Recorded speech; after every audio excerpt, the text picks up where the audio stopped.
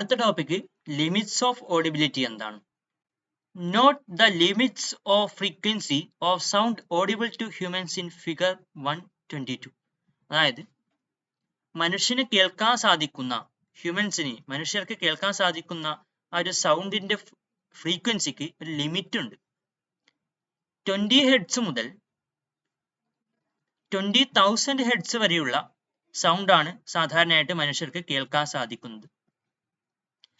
ഇതിന് താഴെയുള്ള അതായത് 20 ഹെർട്സിന് താഴെയുള്ള സൗണ്ട്സ് അതേപോലെ 20,000 ഹെർട്സിന് മുകളിലുള്ള സൗണ്ടും മനുഷ്യന് കേൾക്കാൻ സാധ്യമല്ല. ഇതൊരു ഏകദേശ കണക്കാണ് ഈ 20 ഹെർട്സ് എന്നൊക്കെ പറയുന്നത്. 20 ഹെർട്സിന് താഴെയുള്ള ശബ്ദം ഇൻഫ്രാസോണിക് എന്നാണ് അറിയപ്പെടുന്നത്. അതേപോലെ 20,000 ഹെർട്സിന് മുകളിൽ ഫ്രീക്വൻസി ഉള്ള സൗണ്ട് എന്താണ് അറിയപ്പെടുന്നത്? ആ വേവ്സ് അറിയപ്പെടുന്നത് അൾട്രാസോണിക് വേവ്സ് എന്നാണ്. ഓക്കെ, ഇതാണ് ഓഡിബിൾ ടു ഹ്യൂമൻസ് എന്ന് പറഞ്ഞു. ഓക്കെ, ചിത്രത്തിൽ കളർ കൊടുത്തിട്ടുണ്ട് അല്ലെ, നീല കളർ കൊണ്ട് രേഖപ്പെടുത്തിയത്. അതോടൊപ്പം ഡോഗ്സിന്റെ കൊടുത്തിട്ടുണ്ട്. ഡോഗ്സിനെ കേൾക്കാൻ കഴിയുന്നത് ഹ്യൂമൻ ബീങ്സിനെ കേൾക്കാൻ കഴിയുന്ന ഈ ഒരു ലിമിറ്റും, അത് കൂടാതെ അൾട്രാസോണിക് സൗണ്ടും ഡോഗ്സിന് കേൾക്കാൻ കഴിയുന്നുണ്ട്. കണ്ടോ, ഒരു ഗ്രീൻ കളർ. സീസ്മിക് വേവ്സ്, ഭൂകമ്പങ്ങളോടനുബന്ധിച്ചുണ്ടാകുന്ന സീസ്മിക് വേവ്സ്, അത് 20 ഹെർട്സിന് താഴെയുള്ള വേവ്സ് ആണ്. ഇൻഫ്രാസോണിക് സൗണ്ട് വേവ്സ് ആണ് സീസ്മിക് വേവ്സ്. പീജിയൻസിന് ഈ ഒരു സൗണ്ട് കേൾക്കാൻ കഴിയുന്നുണ്ട്. ഓക്കെ, അതായത് സീസ്മിക് വേവ്സ് കേൾക്കാൻ കഴിയുന്നുണ്ട്. ഈ ഒരു കളർ കൊടുത്തിട്ടുണ്ടോ, ഏകദേശം 20,000 ഹെർട്സ് വരെയുള്ള സൗണ്ട് പീജിയൻസിന് കേൾക്കാൻ കഴിയുന്നത്, പ്രാവുകൾക്ക്. മോത്സ് അതായത് ശലഭങ്ങൾക്ക് കേൾക്കാൻ കഴിയുന്നത് ഈ ഒരു ലിമിറ്റ് ആണ്, അത് കൊടുത്തിട്ടുണ്ട്. നിശാശലഭങ്ങൾ. എലഫന്റ്സിന്റെ ലിമിറ്റ് കൊടുത്തിട്ടുണ്ട്. കണ്ടോ, എലഫന്റ്സിന് മനുഷ്യന് കേൾക്കാൻ സാധിക്കുന്ന ആ ഒരു ഫ്രീക്വൻസിയും കേൾക്കാൻ കഴിയും. കൂടാതെ കണ്ടോ, അതായത് ഇൻഫ്രാസോണിക് വേവ്സും കുറച്ച് കേൾക്കാൻ കഴിയുന്നുണ്ട്. ഇതാ ഒരു ലിമിറ്റ് നോക്കാം. ഓക്കെ, കണ്ടോ, ഇതിന് താഴേക്കുള്ള സൗണ്ടും കേൾക്കാൻ കഴിയുന്നുണ്ട്. ബാറ്റ്സ്, വവ്വാലുകൾക്ക് മനുഷ്യന് കേൾക്കാൻ കഴിയുന്ന എല്ലാ ഫ്രീക്വൻസി റേഞ്ചും കേൾക്കാൻ കഴിയുന്നില്ല. പക്ഷെ ഇതാ ഈ ഒരു ഭാഗം തൊട്ട് കുറച്ച് അൾട്രാസോണിക് വേവ്സും വവ്വാലുകൾക്ക് മനസ്സിലാക്കാൻ കഴിയും. അതേപോലെ കാൽസിന്റെയും കൊടുത്തിട്ടുണ്ട്. ഈ കാര്യം ജസ്റ്റ് ഒന്ന് മനസ്സിലാക്കുക. ഓക്കെ, ജസ്റ്റ് ഒന്ന് കണ്ട് മനസ്സിലാക്കുക. The frequency of sound produced in a Galton whistle used for training dogs is about 30,000 hertz. അതായത് ഡോഗ്സിനെയൊക്കെ പരിശീലിപ്പിക്കുമ്പോൾ ഉപയോഗിക്കുന്ന ഗാൾട്ടൺ വിസിലിന്റെ ഫ്രീക്വൻസിയാണ് പറഞ്ഞിട്ടുള്ളത്. Can humans hear the sound of a Galton whistle? അതിന്റെ സൗണ്ട് കേൾക്കാൻ കഴിയുമോ? No. Why? The frequency of this whistle is 30,000 hertz. But the upper limit of the frequency of sound that is audible to humans, മനുഷ്യ കേൾക്കാൻ കഴിയുന്ന അതിന്റെ upper frequency എന്ന് പറയുന്നത് is 20,000 hertz. It is less than 30,000 hertz. Okay, 30,000 ഹെർട്സിനേക്കാളും കുറഞ്ഞ 20,000 hertz വരെ മാത്രമേ മനുഷ്യന് കേൾക്കാൻ കഴിയുന്നുള്ളൂ. There are high and low frequency sounds in nature, but humans cannot hear the sound of all frequencies. That is, there is a limit to the range of frequency of sound that humans can hear. ഒരു limit ഉണ്ട്. For a person with a normal hearing, സാധാരണ കേൾവി ശക്തിയുള്ള ഒരാളെ സംബന്ധിച്ച് അയാൾക്ക് the lower limit of audible sound is about 20 hertz ആണ് lower limit, and the upper limit is about 20,000 hertz. ഈ 20,000 ഹെർട്സിന് നമുക്ക് 20 കിലോ ഹെർട്സ് എന്ന് എഴുതാലോ. Okay, sound with a frequency below 20 hertz is infrasonic. Okay, important ആണ്. Below 20 hertz ഉള്ള sound ആണ് infrasonic. Sound with frequency more than 20,000 hertz or more than 20 kilohertz എന്ന് പറയാം. 20 kilohertz is ultrasonic. Using ultrasonic sound, bats can travel smoothly and catch prey easily even in the dark. അതായത് ultrasonic sound ഉപയോഗിച്ച് വവ്വാലുകൾക്ക് രാത്രികാലങ്ങളിൽ സഞ്ചരിക്കാനും അതോടൊപ്പം catch പ്രേ ഇരപിടിക്കാനും കഴിയുന്നു. Even in dark, ഇരുട്ടിൽ പോലും കഴിയുന്നു. അതായത് ഈ വവ്വാലുകൾ, ബാറ്റ്സ് അൾട്രാസോണിക് സൗണ്ട് പുറപ്പെടുവിക്കുന്നു അല്ലെ, അത് തടസ്സങ്ങളിലും അതേപോലെ ഇതുപോലുള്ള പ്രേ ഇരകളിലൊക്കെ തട്ടിയിട്ട് തിരിച്ചു വരുന്നു. അങ്ങനെ വവ്വാലുകൾക്ക് ആ ഇരയുടെയോ അല്ലെങ്കിൽ തടസ്സത്തിന്റെയോ സാന്നിധ്യം മനസ്സിലാകുന്നു. Okay, then the bats can identify the presence of the object in front of it. അതിന് മുന്നിലുള്ള ആ ഒരു വസ്തുവിനെ മനസ്സിലാക്കാൻ കഴിയുന്നു. അടുത്ത എന്താണ്? Ultrasonic waves are used in many situations. കുറെ സിറ്റുവേഷൻസിൽ അൾട്രാസോണിക് സൗണ്ട്സ് ഉപയോഗിക്കുന്നുണ്ട്. Uses of ultrasonic waves. Ultrasonic വേവ്സിന്റെ യൂസസ് നോക്കാം. In the medical field ultrasonic waves are used for diagnosis and treatment. അതായത് രോഗനിർണയത്തിനും അതിന്റെ ചികിത്സയ്ക്കും വേണ്ടി ഉപയോഗിക്കുന്നു. ഒരു 3 എക്സാമ്പിൾസ് പറഞ്ഞിട്ട് മെഡിക്കൽ ഫീൽഡിലുള്ള examples. To crush small stones in the kidneys. കിഡ്നിയിലൊക്കെയുള്ള ചെറിയ സ്റ്റോൺസ് പൊടിച്ചു കളയാൻ വേണ്ടി ഉപയോഗിക്കുന്നു. In physiotherapy. ഫിസിയോതെറാപ്പിയിൽ ഉപയോഗിക്കുന്നു. To take images of internal organs such as kidney, liver, gall bladder and uterus. Kidney, വൃക്ക, ലിവർ കരൾ, പിത്തസഞ്ചി, ഗർഭപാത്രം എന്നീ ഇന്റേണൽ ഓർഗൻസിന്റെ ആന്തരിക അവയവങ്ങളുടെ ഇമേജസ് എടുക്കാൻ വേണ്ടിയിട്ട് അൾട്രാസോണിക് വേവ്സ് ഉപയോഗിക്കുന്നു. അതായത് എങ്ങനെയാണ് ഇന്റേണൽ ഓർഗൻസിന്റെ ഇമേജ് എടുക്കുന്നത്? ഒരു ഇന്റേണൽ ഓർഗൻസിൽ അൾട്രാസോണിക് വേവ് തട്ടിയിട്ട് അത് റിഫ്ലക്ട് ചെയ്യും അല്ലെ. അപ്പൊ ഇതിനെ മനസ്സിലാക്കിയിട്ട് ഇതിനെ വിശകലനം ചെയ്തിട്ടാണ് ഈ ഒരു ഇമേജസ് എടുക്കുന്നത്. അതാണ് ഇവിടെ പറഞ്ഞിട്ടുള്ളത്. Ultrasonic waves that travel through body tissues strike and reflect at areas of varying density in the tissues. ആ ടിഷ്യൂസിൽ അൾട്രാസോണിക് വേവ്സ് അത് ട്രാവൽ ചെയ്തിട്ട് ബോഡി ടിഷ്യൂസിൽ സ്ട്രൈക്ക് ചെയ്തിട്ട് അതിൽ പതിച്ചിട്ട് അതിൽ തട്ടിയിട്ട് ആൻഡ് റിഫ്ലക്ട് തിരിച്ച് പതിക്കും അല്ലെ, അതായത് പ്രതിപതിക്കും. At areas of varying density അല്ലെ, വ്യത്യസ്ത സാന്ദ്രതയുള്ള ഏരിയാസിലൊക്കെ തട്ടിയിട്ട് അത് റിഫ്ലക്ട് ചെയ്യും. അങ്ങനെയാണ് ഇമേജസ് എടുക്കാൻ കഴിയുന്നത്. These waves are converted into electric signals. ഈ waves are converted into electric signals. Electric signals ആയിട്ട് കൺവേർട്ട് ചെയ്തിട്ട് ആ ഒരു ഓർഗന്റെ, ആ ഒരു അവയവത്തിന്റെ ഇമേജ് ലഭിക്കുന്നു. This technique is ultrasonography. Okay, ഈ ടെക്നിക് എന്താണ് അറിയപ്പെടുന്നത്? This technique is known as ultrasonography. Medical ഫീൽഡിലുള്ള 3 എക്സാമ്പിൾസ് ആണ് പറഞ്ഞത്. ഇനി ഒരു 2 കാര്യം കൂടെ പറഞ്ഞിട്ടുണ്ട്. For cleaning spiral tubes. ഇതുപോലുള്ള സ്പൈറൽ ആകൃതിയിലുള്ള ട്യൂബ്സ് ക്ലീൻ ചെയ്യാൻ. ഇറഗുലർ മെഷീൻ പാർട്സ്, പ്രത്യേകിച്ച് ആകൃതിയൊന്നും ഇല്ലാത്ത മെഷീൻ പാർട്സ് ഒക്കെ ക്ലീൻ ചെയ്യാൻ വേണ്ടിയിട്ട്. പിന്നെ ഇലക്ട്രോണിക് കോമ്പോണൻസ് ഒക്കെ ക്ലീൻ ചെയ്യാൻ വേണ്ടിയിട്ട് ഉപയോഗിക്കുന്നു. അതായത് ഇത്തരം വസ്തുക്കൾ അല്ലെ, ഇത് ഒരു ബ്രഷ് ഇട്ടൊക്കെ കഴുകാൻ കുറച്ച് ബുദ്ധിമുട്ടാണ് അല്ലെ. അപ്പൊ ഇത്തരം വസ്തുക്കൾ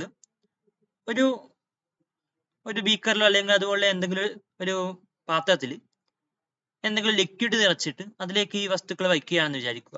എന്നിട്ട് അതിലെ കൂടി നമ്മുടെ ഈ സൗണ്ട് വേവ്സ്, ഈ ഒരു അൾട്രാസോണിക് വേവ്സ് കടത്തി വിട്ടാൽ അതൊരു വൈബ്രേഷൻ തന്നെയാണല്ലേ ശരിക്കും പറഞ്ഞാൽ ഈ സൗണ്ട് വേവ്സ് എന്നൊക്കെ പറയുമ്പോൾ. അപ്പൊ ആ ഒരു വൈബ്രേഷൻ കാരണം ഇതിലുള്ള അഴുക്കും പൊടിയൊക്കെ ഇളകുകയും ഇത് ക്ലീൻ ആക്കി കിട്ടുകയും ചെയ്യുന്നു. അതാണ് ഇവിടെ പറഞ്ഞിട്ടുള്ളത്. Four cleaning. ക്ലീനിങ് എന്ന് വെച്ചാൽ അങ്ങനെ ഒരു രീതിയിലാണ് ഉദ്ദേശിക്കുന്നത്. ഓക്കെ, പിന്നെ എന്താണ് പറഞ്ഞിട്ടുള്ളത്? In the device called sonar. Sonar എന്ന device which is used to find the distance to the underwater object.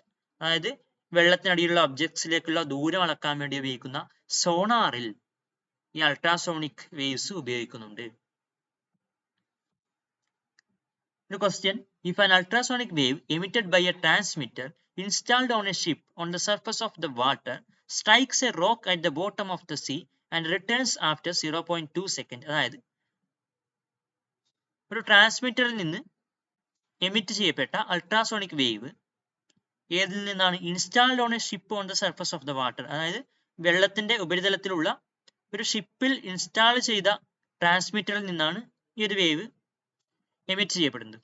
Strikes A rock, ഒരു റോക്കിൽ തട്ടിയിട്ട്, at the bottom of the sea അല്ലെ, കടലിനടിയിലുള്ള റോക്കിൽ തട്ടിയിട്ട്, ആൻഡ് റിട്ടേൺസ് തിരിച്ചു വരുന്നു ആഫ്റ്റർ 0.2 സെക്കൻഡ്. 0.2 സെക്കൻഡ് ശേഷം അത് തിരിച്ചെത്തുന്നു.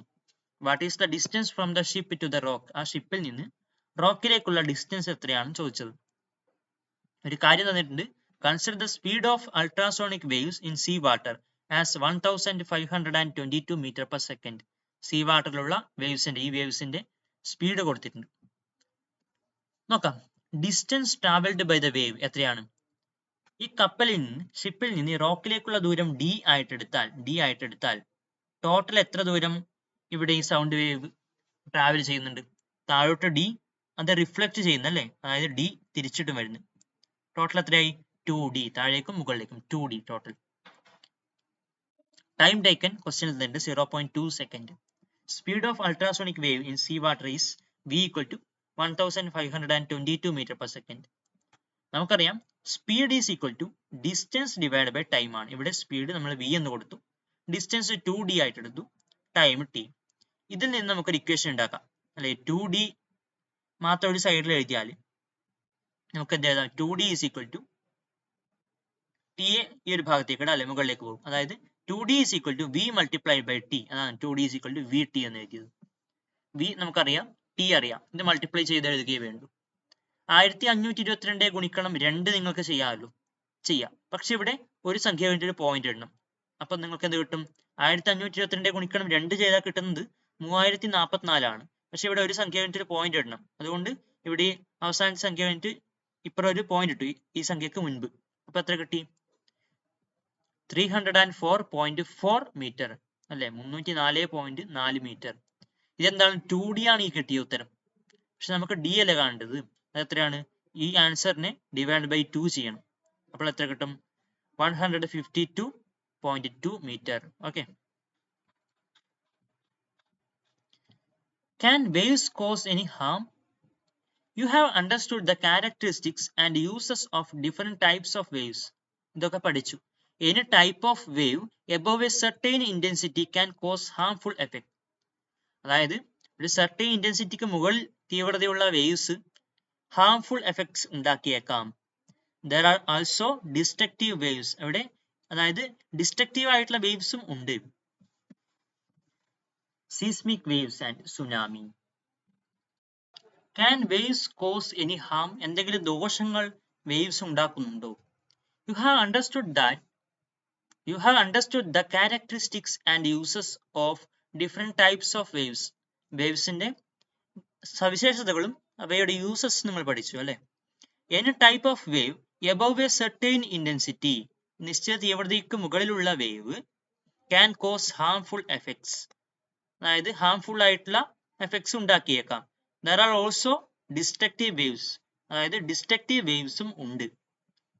അടുത്ത topic seismic waves and tsunami. A building that was destroyed by the earthquake is seen in figure. Earthquakes often cause disaster. അല്ലെ, ഭൂകമ്പം disaster ഉണ്ടാക്കുന്നു അല്ലെ, ഭൂകമ്പം ദുരന്തങ്ങൾ ഉണ്ടാക്കുന്നുണ്ട്. Seismic waves are those which travel through the Earth's crust as a result of earthquakes, volcanic eruptions and massive explosions. ഭൂകമ്പങ്ങൾ കാരണവും അഗ്നിപർവ്വത സ്ഫോടനങ്ങൾ കാരണവും മറ്റ് വലിയ സ്ഫോടനങ്ങൾ കാരണവും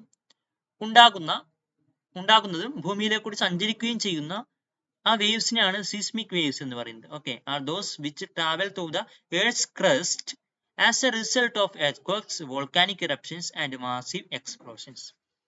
Seismology is the study of seismic waves. Seismic waves നെ കുറിച്ചുള്ള ഒരു പഠനമാണ് seismology. എന്താണ് Richter scale?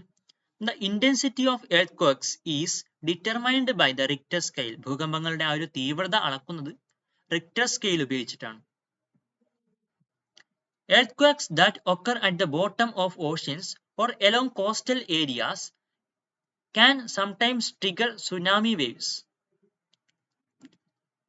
സമുദ്രങ്ങളുടെ അടിയിലായിട്ടുണ്ടാകുന്ന ഭൂകമ്പങ്ങളും or along coastal areas, അതായത് തീരപ്രദേശങ്ങളിലൊക്കെ ഉണ്ടാകുന്ന ഭൂകമ്പങ്ങളൊക്കെ can sometimes trigger tsunami waves. Tsunami തിരകൾക്ക് കാരണമായേക്കാം. Tsunami is a series of gigantic ocean waves caused by the displacement of large volumes of water in the sea. അതായത് tsunami എന്ന് പറയുന്നത് വലിയ ഭീമൻ തിരമാലകളാണ് അല്ലെ, ഭീമൻ തിരകളാണ് സമുദ്രത്തിലൊക്കെ ഉണ്ടാകുന്നത്. കോസ്ഡ് ബൈ, എന്ത് കാരണമാണ് ഉണ്ടാകുന്നത്?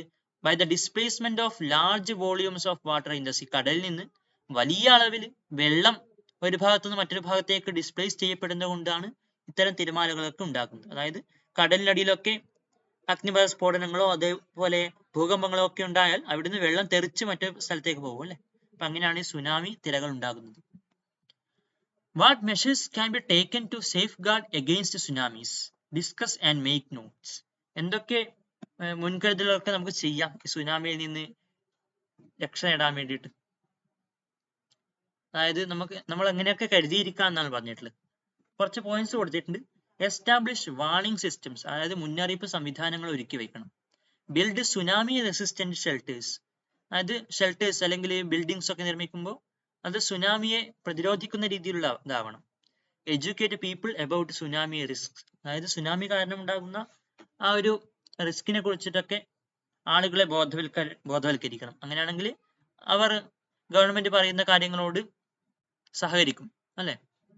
Create evacuation plans and routes, ഏതൊക്കെ രീതിയിൽ നമ്മൾ ഇതിൽ നിന്ന് രക്ഷ നേടാൻ വേണ്ടിയിട്ട് എന്തൊക്കെ ചെയ്യണം, ആൻഡ് റൂട്ട്സ്, ഏതൊക്കെ മാർഗങ്ങളിൽ രക്ഷ നേടാൻ എന്ന കാര്യങ്ങളൊക്കെ കൃത്യമായിട്ടൊരു പ്ലാൻ ഉണ്ടാക്കണം. കണ്ടക്ട് മോക്ക് ഡ്രിൽസ് എന്ന് വെച്ചാൽ, മോക്ക് ഡ്രിൽസ് എന്ന് വെച്ചാൽ ഒരു കാര്യം അത് സംഭവിക്കുന്നതിന് മുൻപേ തന്നെ നമ്മൾ അത്തരം കാര്യം ഒരു നാടക രൂപത്തിൽ അവതരിപ്പിക്കുന്നു ആളുകൾക്ക് മനസ്സിലാക്കാൻ വേണ്ടിയിട്ട്. അതിനാണ് ഈ മോക്ക് ഡ്രിൽസ് എന്നൊക്കെ പറയുന്നത്. Okay, follow the instructions given by the official tsunami warning centres. Official tsunami warning centres തരുന്ന ഇൻസ്ട്രക്ഷൻസ് അങ്ങനെ തന്നെ നമ്മൾ ഫോളോ ചെയ്യാൻ വേണ്ടി ശ്രദ്ധിക്കണം. ഇതോടുകൂടി ഒരു ചാപ്റ്റർ കംപ്ലീറ്റ് ആയിരിക്കുകയാണ്. ഇനി ലെസ് ആൻസേഴ്സ് ആണ് ഡിസ്കസ് ചെയ്യാനുള്ളത്. Okay, thank you.